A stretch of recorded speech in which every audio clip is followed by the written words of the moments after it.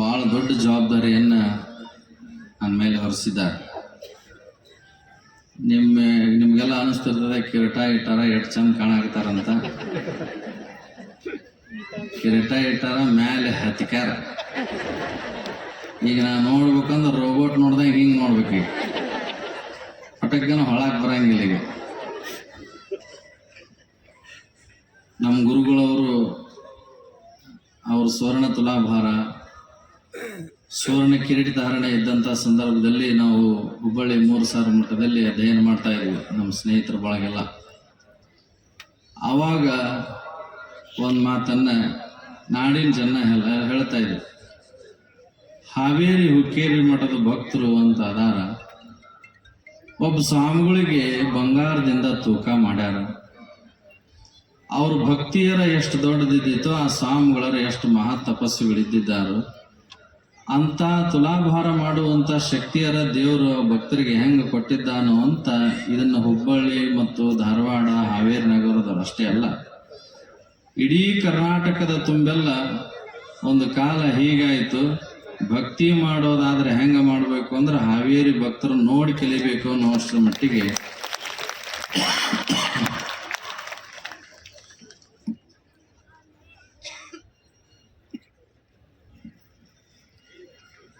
ತಾವೆಲ್ಲ ಭಕ್ತಿಯನ್ನ ಮಾಡಿದ್ರಿ.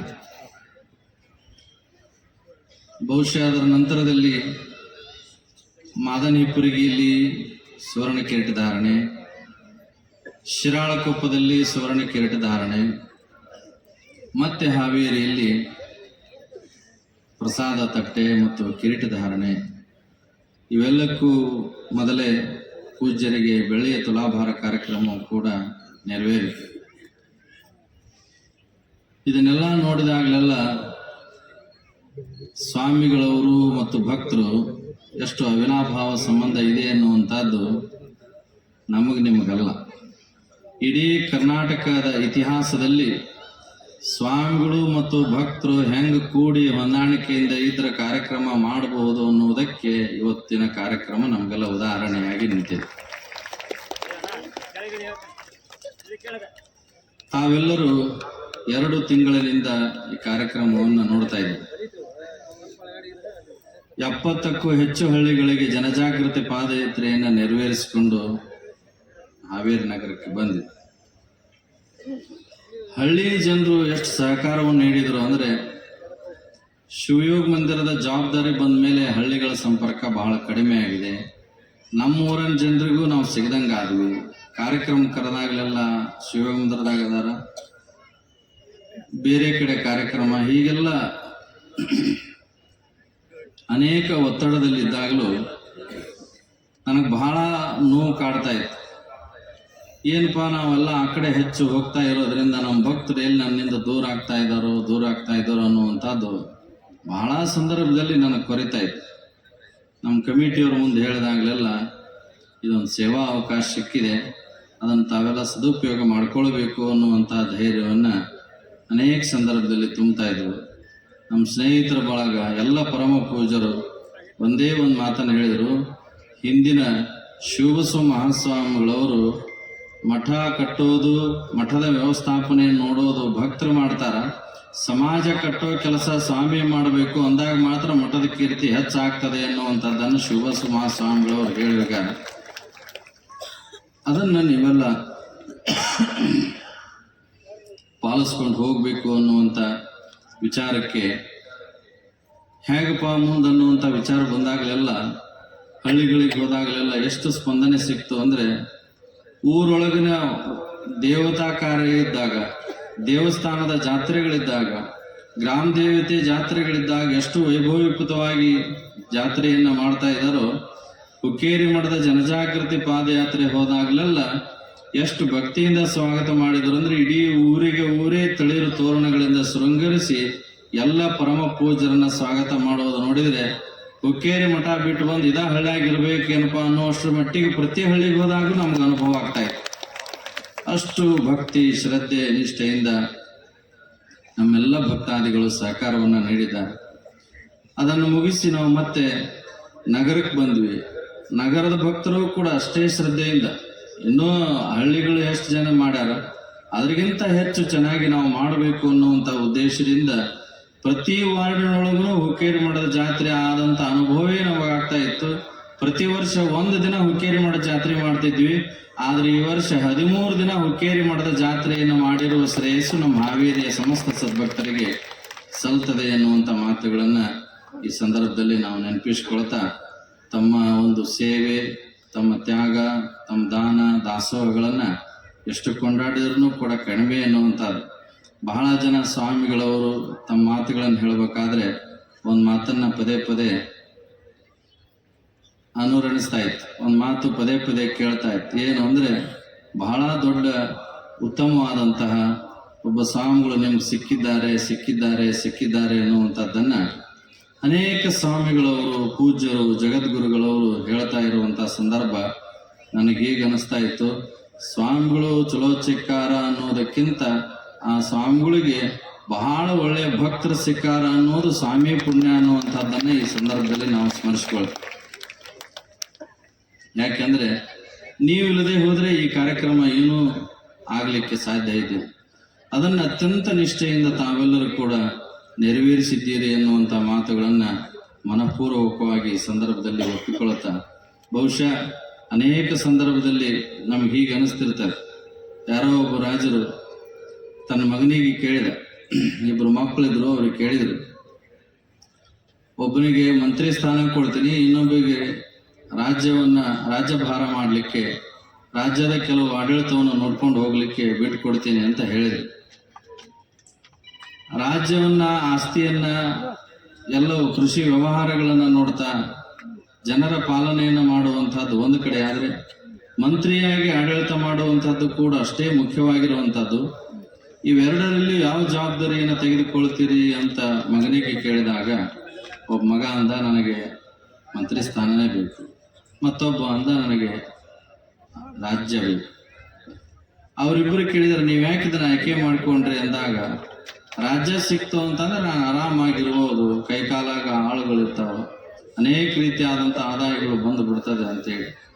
ಆದರೆ ಮಂತ್ರಿ ಸ್ಥಾನವನ್ನು ಪಡೆದುಕೊಂಡಂಥ ಮಗ ಹೇಳಿದ, ನಾನು ಇವತ್ತು ರಾಜ್ಯವನ್ನ ನಡೆಸಲಿಕ್ಕೆ ನನಗೆ ಅವಕಾಶ ಸಿಗದೇ ಇರ್ಬೋದು, ಆದರೆ ಮಂತ್ರಿ ಅಧಿಕಾರ ಕೈಯಾಗಿತ್ತು ಅಂತಂದ್ರೆ ಇಂಥ 10 ರಾಜ್ಯಗಳನ್ನ ಕಟ್ಟುವಂತ ಶಕ್ತಿ ಮಂತ್ರಿಯಲ್ಲಿ ಇರ್ತದ. ಹೀಗಾಗಿ ನಾನು ರಾಜ್ಯವನ್ನು ಕೇಳಿಲ್ಲ, ಮಂತ್ರಿ ಪದವಿಯನ್ನು ಕೇಳಿದೆ ಅನ್ನುವಂಥ ಮಾತುಗಳನ್ನ ಮಗ ಹೇಳಿದ ತಂದೆಗೆ, ರಾಜನಿಗೆ.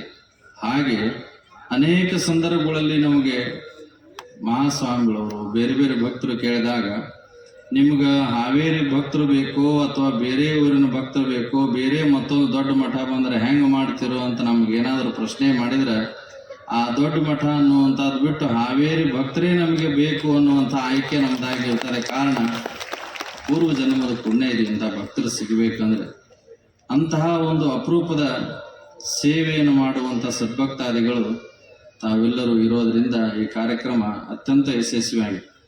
ಹಿಂದೆ ಗುರುಗಳವರ ಸ್ವರ್ಣ ತುಲಾಭಾರವು ಕೂಡ ಇದೇ ಅತ್ಯಂತ ನಿಷ್ಠೆಯಿಂದ ನೆರವೇರ್ತಾ ಇತ್ತು. ಅದನ್ನ ತಾವೆಲ್ಲರೂ ಕೂಡ ಅನೇಕ ಜನರು ಕಣ್ತುಂಬಿಕೊಟ್ಟಿದ್ರಿ. ಬಹುಶಃ ಹುಕ್ಕೇರಿ ಮಠದ ಇತಿಹಾಸದಲ್ಲಿ ಹಾವೇರಿಯ ಜಿಲ್ಲಾ ಕ್ರೀಡಾಂಗಣಕ್ಕೆ ಮೊದಲ ಬಾರಿಗೆ ಇಷ್ಟೊಂದು ಅದ್ಧೂರಿಯಾದ ಕಾರ್ಯಕ್ರಮ ಅದು ಮೊದಲನೇ ಬಾರಿಗೆ ಎನ್ನುವಂಥದ್ದು ಬಹಳ ಹೆಮ್ಮೆ ಪಡಬೇಕಾಗಿರುವಂಥದ್ದು. ಇಡೀ ಜಿಲ್ಲಾ ಕ್ರೀಡಾಂಗಣ ನಮ್ಗೆ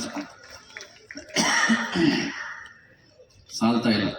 ಅಷ್ಟೊಂದು ಅತ್ಯಂತ ಅಮೂಲ್ಯವಾದಂತಹ ಸೇವಾ ವ್ಯವಸ್ಥೆಯಲ್ಲಿ ನಗರ ಪ್ರದೇಶದ ಎಲ್ಲ ಭಕ್ತಾದಿಗಳು, ಗ್ರಾಮೀಣ ಪ್ರದೇಶದ ಎಲ್ಲ ಭಕ್ತಾದಿಗಳು ತಾವೆಲ್ಲ ಸೇವೆಯನ್ನು ಮಾಡುವಂಥದ್ದು ನೋಡಿದರೆ ನಮಗೆ ಬಹಳ ಖುಷಿ ಆಗ್ತದೆ, ಆನಂದ ಆಗ್ತದೆ.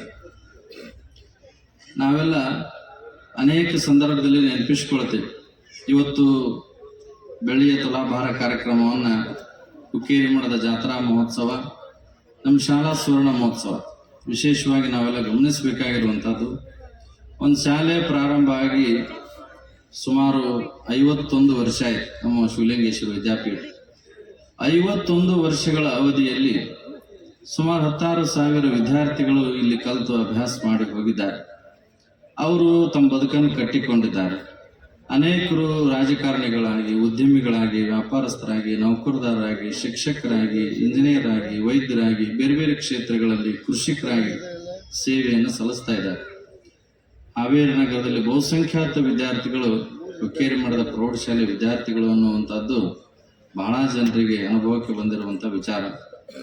ಆ ಮಾಲಿಕೆಯಲ್ಲಿ ಈ ಶಾಲಾ ಸ್ವರ್ಣ ಮಹೋತ್ಸವದ ಶುಭ ನೆನೆಯಲ್ಲಿ ಕಾರ್ಯಕ್ರಮವನ್ನು ಇದನ್ನು ವಿಸ್ತಾರ ಜಿಲ್ಲೆ ಮಟ್ಟಕ್ಕೆ ಏರಿಸಬೇಕು ಅನ್ನುವಂಥ ಸಂಕಲ್ಪದೊಂದಿಗೆ ನಾವೆಲ್ಲರೂ 51 ಹಳ್ಳಿಗಳಿಗೆ ಪಾದಯಾತ್ರೆಯನ್ನು ನೆರವೇರಿಸಬೇಕು ಅನ್ನುವಂಥ ವಿಚಾರ ಮಾಡಲಾಗಿ 51 ಗ್ರಾಮಗಳಿಗೆ ಪಾದಯಾತ್ರೆಯನ್ನು ಮಾಡಿ ಸಂಚರಿಸಬೇಕು ಅನ್ನುವಂಥ ವಿಚಾರಕ್ಕೆ ಮೊದಲಿಗೆ ನಾವೆಲ್ಲರೂ ಮೀಟಿಂಗ್ ಮಾಡಿ ಪ್ರಾರಂಭ ಮಾಡಿದಾಗ ಮತ್ತೆ ಬೇಡಿಕೆ ಜಾಸ್ತಿ ಬಂತು. ಅದು 63ಕ್ಕೆ ಹೋಯಿತು, ಮತ್ತು ಮುಂದೆ 73ಕ್ಕೆ ಹಿಂಗೆಲ್ಲ ಹೋಯಿತು. ಇವೆಲ್ಲ ಆಗುವಂಥದ್ದನ್ನು ನೋಡಿದರೆ ಇನ್ನೂ ಜನ ಎಷ್ಟು ಹುಕ್ಕೇರಿ ಮಠದನ್ನು ಪ್ರೀತಿಸುವಂಥವ್ರು, ಗೌರವಿಸುವಂಥವ್ರು, ಪೂಜಿಸುವಂಥ ಜನರು ಇದ್ದಾರೆ ಅನ್ನುವಂಥದ್ದು ಬಹುಶಃ ನನಗೆ ಇದನ್ನೆಲ್ಲ ನೋಡಿದರೆ ಅನ್ನಿಸ್ತದೆ.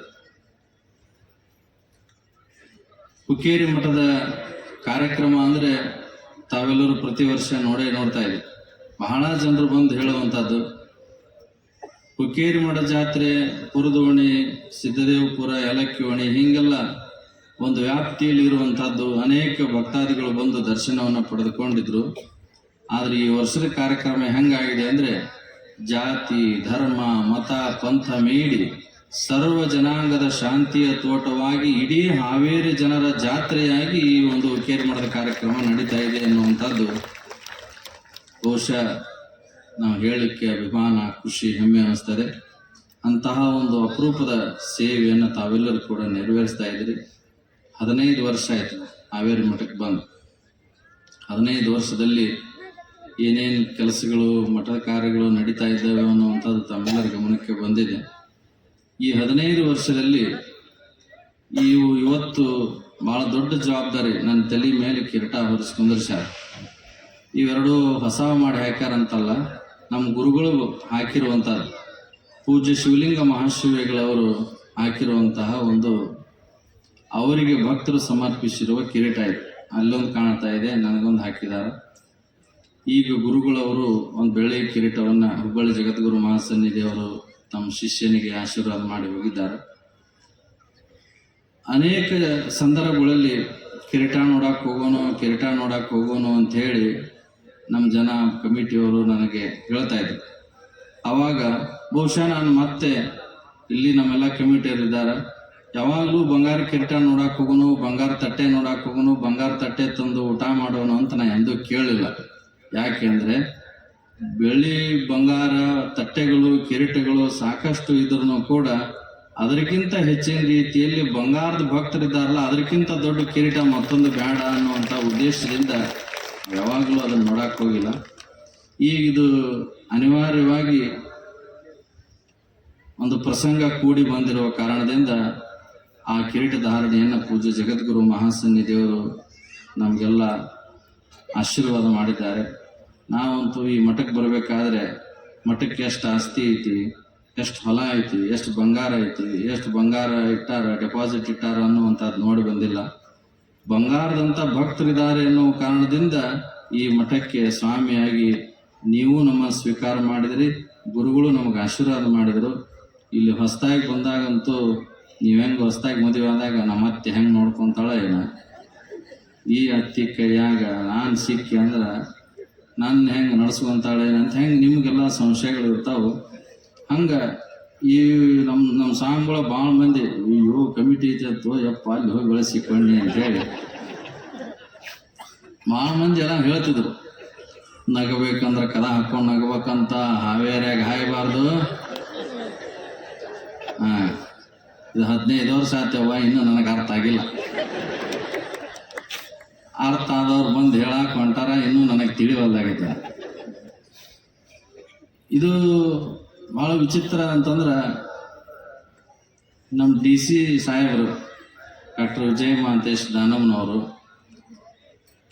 ಅವರು ಆರಂಭದ ದಿನಗಳಲ್ಲಿ ಅಲ್ರಿ ಇಷ್ಟೆಲ್ಲ ದೊಡ್ಡ ಕಾರ್ಯಕ್ರಮ ಹಾಕ್ಕೊಂಡಿರಿ, ಕಾರ್ಯಕ್ರಮದ ವ್ಯಾಪ್ತಿ ಮಾತ್ರ ಭಾಳ ದೊಡ್ಡದೈತಿ, ಇನ್ನೂ ನಿಮ್ಮ ಸರಿಯಾಗಿ ಮೀಟಿಂಗ್ ಇಲ್ಲ, ಕಮಿಟಿ ಇಲ್ಲ, ಮಾಡೋರು ಯಾರು, ನೋಡೋರು ಯಾರು, ಮತ್ತು ಮ್ಯಾಲೆ ಜಿಲ್ಲಾ ಕ್ರೀಡಾಂಗಣದ ಕಾರ್ಯಕ್ರಮ ಹಾಕಿರಿ, ಹೆಂಗ ಅಂತ ಅವರಲ್ಲಿ ಅನೇಕ ಸಂದರ್ಭಗಳಲ್ಲಿ ಪ್ರಶ್ನೆ ಉದ್ಭವ ಆಯಿತು. ಇವತ್ತು ಡಾಕ್ಟರ್ ವಿಜಯ ಮಹಂತೇಶ್ ದಾನಮ್ನವರು ಬಹಳ ಹೃದಯ ತುಂಬಿ ಒಂದು ಮಾತನ್ನು ಹೇಳ್ತಾರೆ, ನಿಜವಾಗ್ಲೂ ಸೇವಾ ಮಾಡುವಂಥವ್ರು ರೊಕ್ಕ ಕೊಟ್ಟರು ಮಾಡಂಗಿಲ್ಲ, ಸೇವಾ ಮಾಡುವ ಜನರನ್ನ ಎಲ್ಲಾದ್ರೂ ಕಣ್ಣಾರೆ ನೋಡಿದ್ದೇನೆ ಅಂದ್ರೆ ಅದು ಹಾವೇರಿ ಒಳಗನ ನೋಡಿದ್ದೇನೆ ಅನ್ನುವಷ್ಟು ಮಟ್ಟಿಗೆ ಅವರು ಹೃದಯ ತುಂಬಿ ಹಾರೈಸ್ತಾ ಇದ್ದಾರೆ.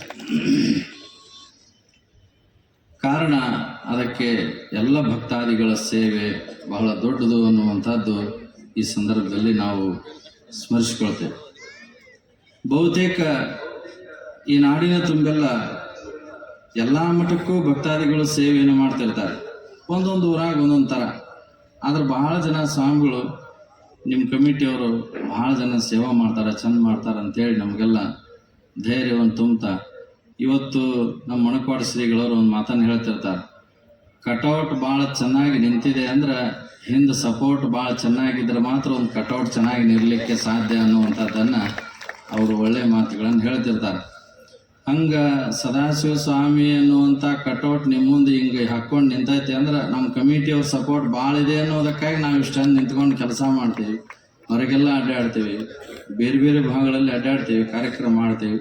ಹೀಗಾಗಿ ಮಠದ ಭಕ್ತರ ಕೊಡುಗೆ ಮತ್ತು ಸೇವೆ ಬಹಳ ದೊಡ್ಡದು ಅನ್ನುವಂಥದ್ದನ್ನು ಈ ಸಂದರ್ಭದಲ್ಲಿ ನೆನಪಿಸ್ಕೊಳ್ತಾ ನಮ್ಮೆಲ್ಲ ಭಕ್ತಾದಿಗಳಿಗೆ ವಿನಂತಿ ಮಾಡಿಕೊಳ್ಳುವಂಥದ್ದು, ನೀವೆಲ್ಲರೂ ಭಾಳ ಜನರು ಇವೆಲ್ಲ ಸತ್ಕಾರ ಮಾಡಾಕತ್ತಾರ ನೋಡ್ರಿ, ಉಂಗುರ ಹಾಕೋರು ಯಾರು, ಬೆಳ್ಳಿ ಹಾಕೋರು ಯಾರು, ಶಾಲು ಮಾಲೆ ಹಾಕೋರು ಯಾರು. ನಿಮ್ಗೆ ಅನಿಸ್ತಿತ್ತು ಇನ್ನೊಂದು ಸ್ವಲ್ಪ ದಿನ ಆಗಿದ್ರೆ ನಾನು ಮಗನೂ ಸ್ವಾಮಿ ಮಾಡ್ತಿದ್ದೆ, ಇದು ಏನಿದೆ ಅಬ್ಬುಲಿ ಕಟ್ಟಿಗೆ ಮಾಡ್ಕೊಂಡು ಹಂಗ ಆ ಕಡೆ ಈ ಕಡೆ ತಿರುಗಾಡಕತ್ತೈತೆ ಅಂತ ಹೇಳಿ ಈಗ ಎಷ್ಟು ಮಂದಿ ಹೋಗಿ ಬೈತೀರೇನು ಅದು ಮಾತು ಬೇರೆ. ಆದ್ರೆ ಏನು ಹೊದಿಸಿದರೇನು, ಏನು ಮೆರೆಸಿದರೇನು ಆ ಪುಣ್ಯ ನರರಿಗೆ ಅನ್ನುವಂಥದ್ದನ್ನು ಬಾರ್ಲಿಲ್ಲ ಮಹಾನ್ ಶಿವಿಗಳವ್ರು ಹೇಳ್ತಾರೆ. ಇಷ್ಟೆಲ್ಲ ಹೊದಿಸುವುದು, ಶಾಲು ಮಾಲೆ ಹಾಕೋದು ನಮ್ಮ ಖುಷಿಗಲ್ಲ, ಸಮಾಜದ ಜವಾಬ್ದಾರಿಯನ್ನು ಅವರೆಲ್ಲರೂ ಕೂಡಿ ನಿನಗೆ ಶಾಲು ಮಾಲೆ ಹಾಕ್ಯಾವಿ, ಹಬ್ಬಕ್ಕೆ ತಂದ ಹರಕೆಯ ಕುರಿ, ತೋರಣಕ್ಕೆ ತಂದ ತಳಿರ ಮೇ ಇತ್ತು, ಅಂದಂದೇ ಹುಟ್ಟಿತ್ತು, ಅಂದಂದೇ ಹೊಂದಿತ್ತು. ಬಸವಣ್ಣವ್ರು ಹೇಳ್ತಾರೆ, ಚಂದ ಅಲಂಕಾರ ಮಾಡಾಕತ್ತಾರ ಅಂತಂದ್ರ ಅದು ಅದ್ರ ಖುಷಿಗಂತಲ್ಲ, ಅದು ಒಂದು ಬೇರೆ ವಿಚಾರ ಇರ್ತದೆ, ವ್ಯವಸ್ಥೆ ಇರ್ತದೆ. ಮಕ್ಕಳಿಗೆ ನೀವೆಲ್ಲ ಕಾಡಿಗೆ ಹಚ್ತೀರಿ, ಕಡಗ ಹಾಕ್ತೀರಿ, ಚೈನಾ ಹಾಕ್ತೀರಿ, ಪೌಡರ್ ಹಚ್ತೀರಿ, ಮತ್ತು ಅಲಂಕಾರ ಮಾಡ್ತೀರಿ, ಚಂದ ನಿಮ್ಗೆ ಏನು ಬೇಕು ಅದನ್ನೆಲ್ಲ ಹಾಕ್ತೀರಿ. ಮಕ್ಕಳಿಗೆ ಖುಷಿ ಆಗ್ಲಿ ಅಂತ ಹಾಕ್ತಿರೋ ಏನು ನಿಮ್ಮ ಖುಷಿಗೆ ಹಾಕ್ತೀರಿ? ಯಾರ ಖುಷಿಗೆ? ನಮ್ಮ ಖುಷಿಗೆ. ನೋಡಿ ನಮ್ಮ ಅವ್ನ ಹಂಗೈತೆ, ನಮ್ಮ ಅಪ್ಪನ ಹಂಗೈತೆ, ನಮ್ಮ ಮಾವನ ಹಂಗೈತೆ ಅಂತೇಳಿ ಹೋಲಿಕೆ ಮಾಡಿ ಏನಾಟ್ ಮೂಗು ಒಂದಿಟ್ಟು ಅಗಲಿದ್ರೆ ಚಲೋ ಆಕೈತಿ, ಸಣ್ಣಗಿದ್ರೆ ಚಲೋ ಆಕೈತಿ, ಇದೇನು ಮಂಗ್ಯ ಮೂಗು ಆಗೈತಿ ಸೊಳ್ಳಿ ಯಾರು ಹೊಡ್ಕೊಂಡಂತ ನಿಮ್ಮ ಹೋಲಿಕೆ ಮಾಡಿ ನೀವು ಹಂಗೆ ಹಿಂಗೆ ಅಂತ ಹೇಳ್ತಿರ್ತೀವಿ. ಹಾಗೆ ಇಷ್ಟೆಲ್ಲ ಅಲಂಕಾರ, ಮಾಲಿ, ಶಾಲು, ಹಾರ ತುರಾಯಿಗಳನ್ನು ಹಾಕುವಂಥದ್ದು ನಮ್ಮ ಖುಷಿಗಾಗಿ ಅನ್ನೋದಕ್ಕಿಂತ ಎಲ್ಲ ಸಮಾಜದ ಜನರ ಖುಷಿಗಾಗಿ ನಮ್ಮ ಜವಾಬ್ದಾರಿಯನ್ನು ಇನ್ನೂ ಹೆಚ್ಚಿಗೆ ಮಾಡಿದ್ದಾರೆ. ನೀವು ನಮ್ಮನ್ನು ಚಂದ ಶಬಾಷ್ಗಿರಿ ಕೊಡ್ತಾ ಇದ್ದೀರಿ ಅಂದ್ರೆ ಹೆಣ್ಣ ಚಂದ ಕುದುರೆ ಓಡ್ಲಿ ಅಂತೇಳಿ ಅದ್ರ ಮೈ ಸವರಿ ಹಿಂಡಿ ಇಟ್ಟು ಹೆಂಗೆ ಓಡಿಸ್ತಿರ್ತಾರ, ಹಂಗಿನ್ನು ಮತ್ತೆ 25 ವರ್ಷದ ಕಾರ್ಯಕ್ರಮ ಬರೋ ಮಟ್ಟ ಹಿಂದೆ ನೋಡ್ಲಾರ್ದಂಗೆ ಹಂಗ ಓಡ್ತಾನೆ ಇರಬೇಕು ಅಂತೇಳಿ ನಮಗೆ ಬಹಳ ದೊಡ್ಡ ಜವಾಬ್ದಾರಿ ಹೊರಿಸಿರುವಂಥ ಸಮಾಜದ ಎಲ್ಲ ಭಕ್ತಾದಿಗಳಿಗೆ ನಾವು ಅಭಿವಂದನೆಗಳನ್ನು ಸಲ್ಲಿಸ್ತೇವೆ ಈ ಸಂದರ್ಭದಲ್ಲಿ. ಆ ಕಾರಣದಿಂದ ನಮಗೆ ಸತ್ಕಾರ ಕಡಿಮೆ ಆದರೂ ಪರವಾಗಿಲ್ಲ, ನಮ್ಮ ಭಕ್ತರಿಗೆ ನಾವು ವಿನಂತಿ ಮಾಡಿಕೊಳ್ಳುವಂಥದ್ದು, ಸತ್ಕಾರ ಕಡಿಮೆ ಆದರೂ ಪರವಾಗಿಲ್ಲ, ಸಹಕಾರ ಕೊಡೋದನ್ನ ಎಂದಿಗೂ ಮರಿಬೇಡ್ರಿ ಅನ್ನುವಂಥದ್ದು ನಮ್ಮ ವಿನಂತಿ ಅದು.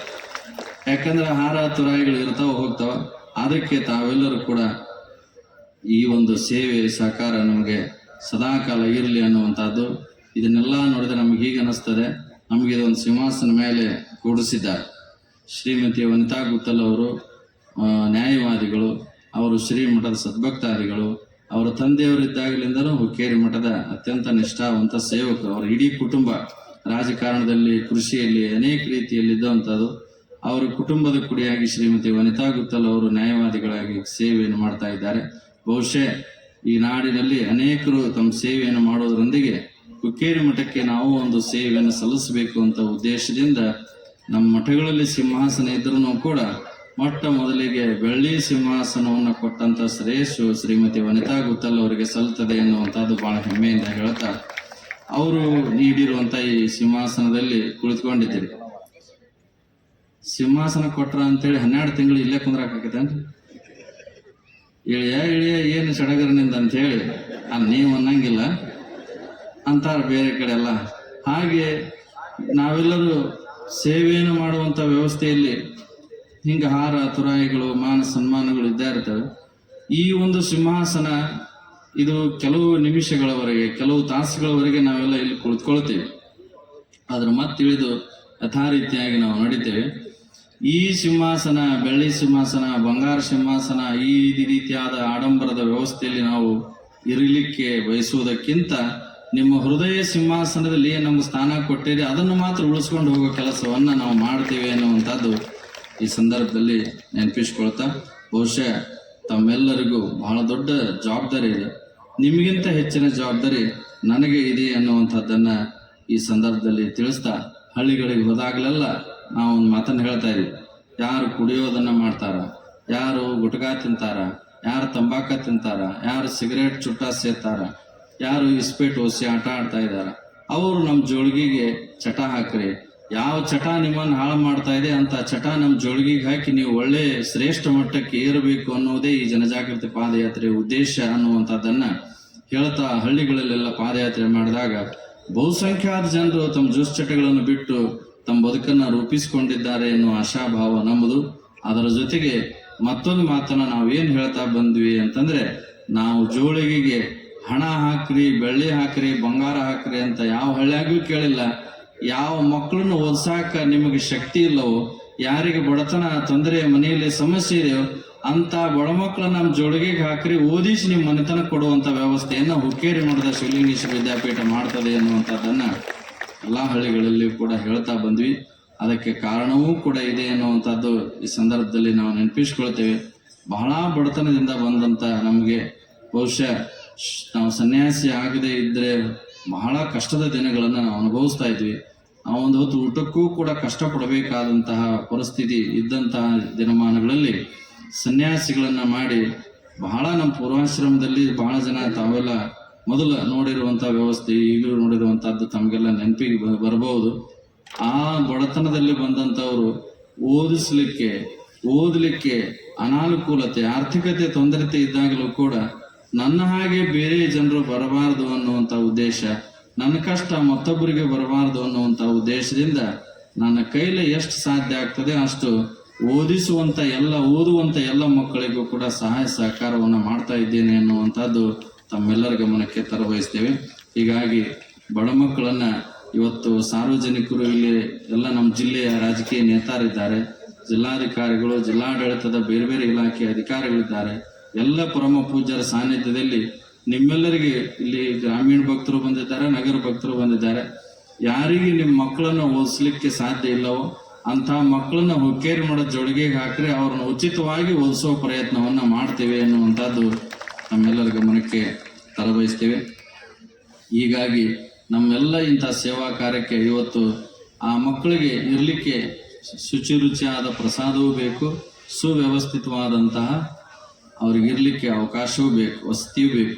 ಈ ಮಾಲಿಕೆಯಲ್ಲಿ ಮೊದಲನೇ ಅವಧಿಯಲ್ಲಿ 1,000 ವಿದ್ಯಾರ್ಥಿಗಳಿಗೆ ನಾವು ವಸತಿಯುತ ಪ್ರಸಾದ ನಿಲಯವನ್ನು ಪ್ರಾರಂಭ ಮಾಡಬೇಕು ಅನ್ನುವಂಥ ಸಂಕಲ್ಪಕ್ಕೆ ನಮ್ಮ ನಾಯಕರು ಮತ್ತು ಭಕ್ತಾದಿಗಳು ಎಷ್ಟು ಉತ್ತಮವಾದ ಸಹಕಾರವನ್ನು ನೀಡಿದ್ದಾರೆ ಅಂದರೆ ನಿಜವಾಗಲೂ ಬಹಳ ಖುಷಿ ಮತ್ತು ಸಂತೋಷ. ಬೇಡುವ ನಾಲಿಗೆಯಲ್ಲಿ ನಿಯತ್ತಿದ್ದರೆ ಕೊಡುವ ಕೈಗಳಿಗೆ ಕೊರತೆ ಇಲ್ಲ ಅನ್ನುವುದಕ್ಕೆ ಇವತ್ತಿನ ಕಾರ್ಯಕ್ರಮ ನಮಗೆಲ್ಲ ಸಾಕ್ಷಿ ಆಯಿತು ಅನ್ನುವಂಥದ್ದು. ಸನ್ಮಾನ್ಯ ಶ್ರೀ ಶಿವಾನಂದ ಪಾಟೀಲ್ ಅವರು 11 ಲಕ್ಷ ರೂಪಾಯಿಗಳನ್ನು ಈ ಒಂದು ಕಟ್ಟಡಕ್ಕಾಗಿ ನೀಡಿದ್ದಾರೆ. ನಮ್ಮ ಜಿಲ್ಲೆಯ ಸಂಸದರು, ನಿಕಟಪೂರ್ವ ಮುಖ್ಯಮಂತ್ರಿಗಳಾದ ಶ್ರೀಯುತ ಬಸವರಾಜ ಬೊಮ್ಮಾಯಿ ಅವರು 20 ಲಕ್ಷ ರೂಪಾಯಿಗಳನ್ನು ನೀಡುವಂಥ ವಾಗ್ದಾನವನ್ನು ಕೂಡ ನೀಡಿದ್ದಾರೆ. ಅದೇ ರೀತಿಯಾಗಿ ನಮ್ಮ ರುದ್ರಪ್ಪ ಲಮಾಣಿಯವರು ಕೂಡ ತಮ್ಮ ಅನುದಾನದಲ್ಲಿ ಅವರು ಕೂಡ ಹೆಚ್ಚು ಹಣವನ್ನು ನೀಡಿ ಈ ಒಂದು ಕಟ್ಟಡಕ್ಕೆ ಸಹಕಾರ ನೀಡ್ತೀವಿ ಅನ್ನೋ ಮಾತುಗಳನ್ನು ಕೂಡ ಹೇಳಿದ್ದಾರೆ.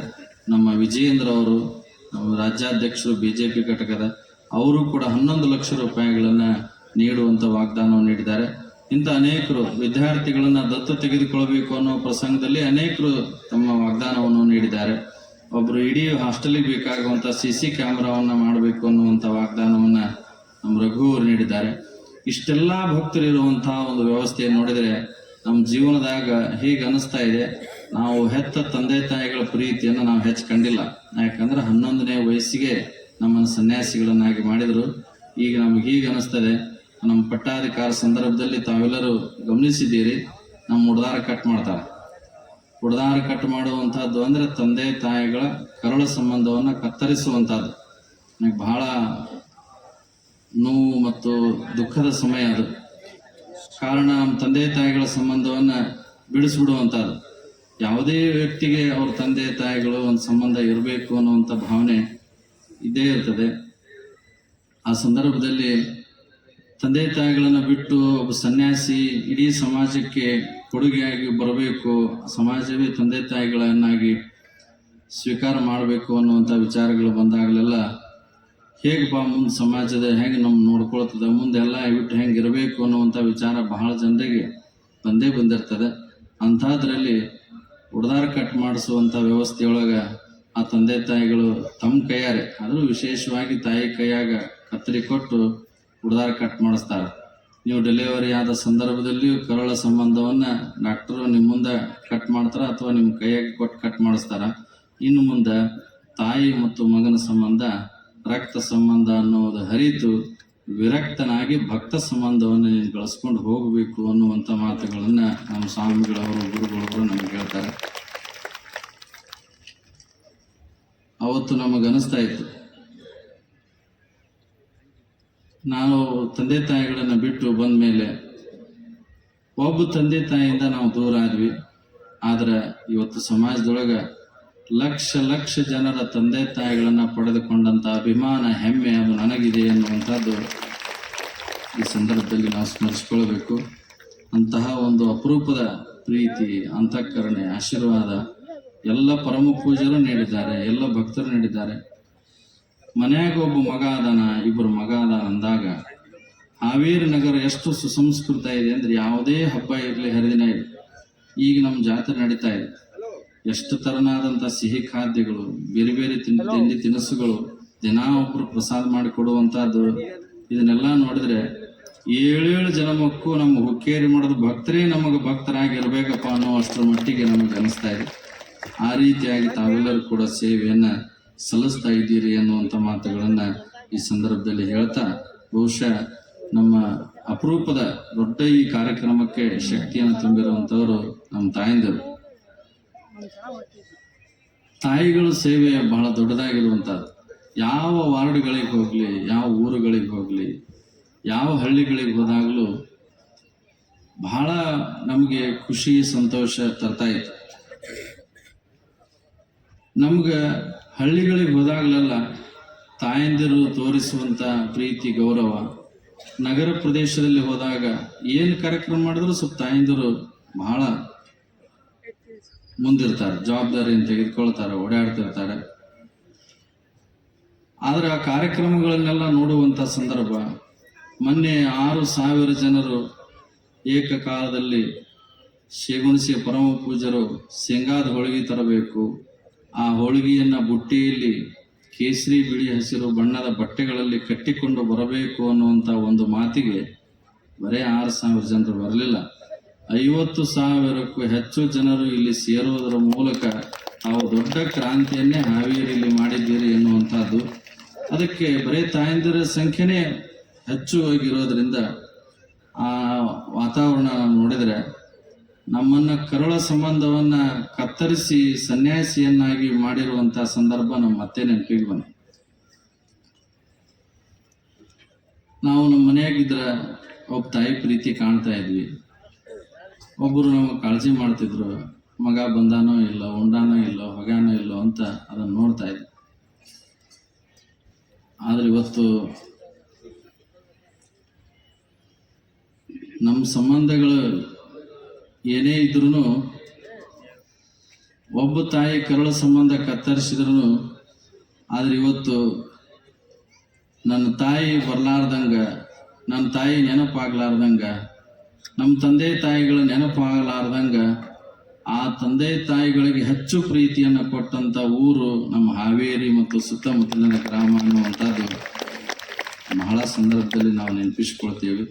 ಬಹುಶಃ ಅಂತಃಕರಣೆ, ಪ್ರೀತಿ ತಾವೆಲ್ಲರೂ ಕೂಡ ನೀಡಿದ್ದೀರಿ ಅನ್ನುವಂಥ ಮಾತುಗಳನ್ನು ಈ ಸಂದರ್ಭದಲ್ಲಿ ಹೇಳ್ತಾ, ತಮ್ಮ ಸೇವೆ ಬಹಳ ದೊಡ್ಡದಾಗಿರುವಂಥದ್ದು. ಇದನ್ನೆಲ್ಲ ನೋಡಿ ನಮ್ಮ ಮನಸ್ಸು ತುಂಬಿ ಬಂದಿದೆ. ಒಂದೊಂದು ಸಂದರ್ಭದಾಗ ಮಾತು ಮೌನ ಆಗ್ತಾವೆ. ಅತಿಯಾದ ಖುಷಿಯಾದಾಗೂ ಮಾತು ಹೊರಡಂಗಿಲ್ಲ, ಅತಿಯಾದ ದುಃಖ ಆದಾಗೂ ಮಾತು ಬರಂಗಿಲ್ಲ ಅಂತ ನಮ್ಮ ಹಿರಿಯರು ಹೇಳ್ತಾರೆ. ಆ ಮಾಲಿಕೆಯಲ್ಲಿ ಇವತ್ತು ಇಷ್ಟೆಲ್ಲ ಕಾರ್ಯವನ್ನು ತಾವೆಲ್ಲರೂ ನೆರವೇರಿಸಿದ್ದೀರಿ. ನಿಮ್ಮ ಸೇವೆಯನ್ನು ಯಾವ ಪದಗಳಿಂದ ವರ್ಣಿಸಲಿಕ್ಕೂ ಕೂಡ ನಮಗೆ ಸಾಧ್ಯ ಇಲ್ಲ. ಅದರಲ್ಲಿ ವಿಶೇಷವಾಗಿ ಈ ವರ್ಷದ ಜಾತ್ರೆಯ ಕೇಂದ್ರ ಬಿಂದು ಅಂದರೆ ಬೆಳ್ಳಿ ತುಲಾಭಾರ.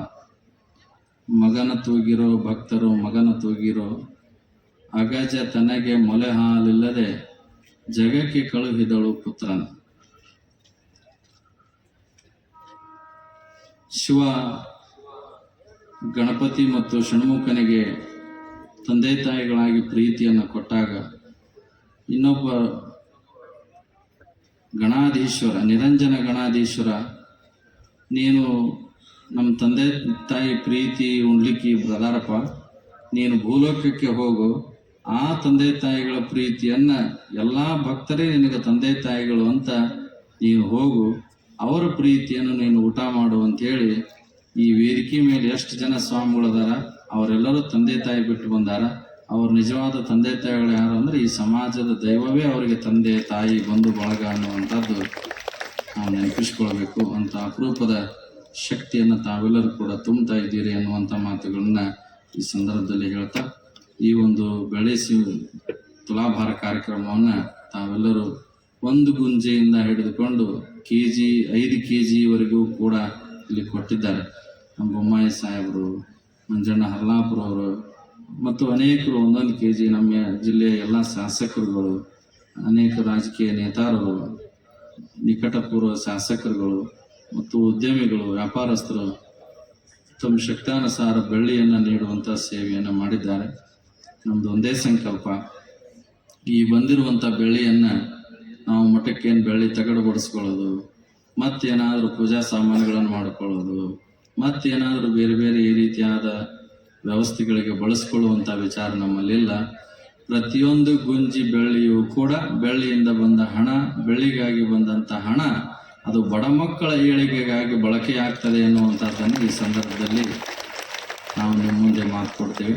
ಇನ್ನು ಕೆಲವು ವರ್ಷಗಳಲ್ಲಿ ಅಂದರೆ ಮುಂದಿನ ವರ್ಷಗಳಲ್ಲಿ ನಾವು ಹುಕ್ಕೇರಿ ಮಠದಲ್ಲಿ ವಿದ್ಯಾರ್ಥಿಗಳ ಸಂಖ್ಯೆಯನ್ನು ಇನ್ನೂ ಹೆಚ್ಚಿಸ್ತೇವೆ. ಈಗಾಗಲೇ ಮಕ್ಕಳು ಇದ್ದಾರೆ, ಇನ್ನೂ ಅದನ್ನು ಹೆಚ್ಚಿಸ್ತೇವೆ. ಸುಸಜ್ಜಿತ ಕಟ್ಟಡವಾಗಿ ಮಧ್ಯ ಕರ್ನಾಟಕದಲ್ಲಿ ಮಕ್ಕಳಿಗೆ ಗುಣಮಟ್ಟದ ಶಿಕ್ಷಣ, ಸಂಸ್ಕಾರಿತ ಶಿಕ್ಷಣವನ್ನು ಕೊಡುವಂಥ ಒಂದು ಉತ್ತಮ ಶಾಲೆಯಾಗಿ ಹುಕ್ಕೇರಿ ಮಠದ ಶಾಲೆ ಶಿವಬಸವೇಶ್ವರ ಉಚಿತ ಪ್ರಸಾದದಲ್ಲಿ ಈ ನಾಡಿಗೆ ಮತ್ತು ದೊಡ್ಡ ದೊಡ್ಡ ಪ್ರತಿಭೆಗಳನ್ನು ಇವತ್ತು ನಮ್ಮ ಜಿಲ್ಲೆಯ ಜಿಲ್ಲಾಧಿಕಾರಿಗಳು 1 ವರ್ಷ ಹುಕ್ಕೇರಿ ಮಠದಲ್ಲಿದ್ದರು.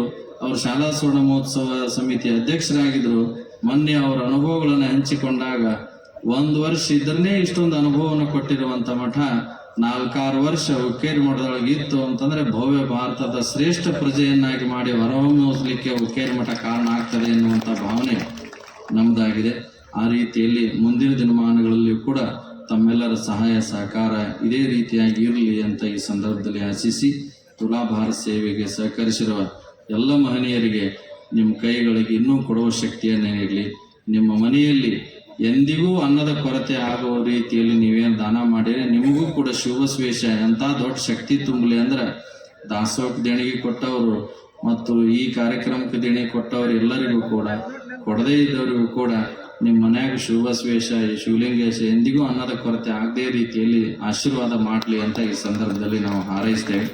ಅದಕ್ಕೆ ಗುರುಗಳವರ ಕೃಪೆ, ಅಂತಃಕರಣೆ, ಆಶೀರ್ವಾದ ತಮ್ಮೆಲ್ಲರ ಮೇಲೆ ಇರಲಿ ಅಂತ ಈ ಸಂದರ್ಭದಲ್ಲಿ ಆಶಿಸ್ತಾ, ಈ ಕಾರ್ಯಕ್ರಮವನ್ನು ಮಾಡಬೇಕು ಅಂತ ವಿಚಾರ ಬಂದಾಗ ನಮ್ಮ ಶೇಗುಣಸಿಯ ಪರಮ ಪೂಜ್ಯರೊಂದಿಗೆ ನಾನು ಮಾತನಾಡಿ ಹೇಗೆ ಮಾಡಬೇಕು ಅಂತ ವಿಚಾರವನ್ನು ಮಾಡಲಾಗಿ ಭಾಳ ದೊಡ್ಡ ಧೈರ್ಯ ತುಂಬಿದ್ರು ಅವರು.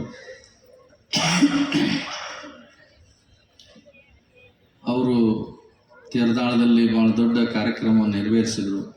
ಅದರ ನಂತರದಲ್ಲಿ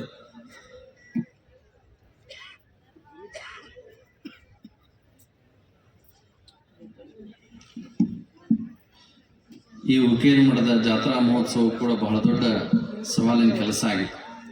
ಅದರಲ್ಲಿ ಬಹಳ ದೊಡ್ಡ ಜವಾಬ್ದಾರಿಯನ್ನು ತೆಗೆದುಕೊಂಡು ತಮ್ಮ ಅನೇಕ ಮಠಗಳ ಒತ್ತಡ, ಕೆಲಸಗಳ ಒತ್ತಡ, ಕಾರ್ಯಬಾಹುಲ್ಯ, ಸಾಹಿತ್ಯಿಕ ಚಟುವಟಿಕೆಗಳ ಮಧ್ಯದಲ್ಲಿಯೂ ಕೂಡ ಹುಕ್ಕೇರಿ ಮಠದ ಜಾತ್ರೆಗೆ ತಾವು ಆಧ್ಯಾತ್ಮಿಕ ಪ್ರವಚನವನ್ನು ನೀಡಿ ಈ ಗುರುವಂದನೆ ಮತ್ತು ಸ್ವರ್ಣ ಮಹೋತ್ಸವ, ವಚನ ವಂದನ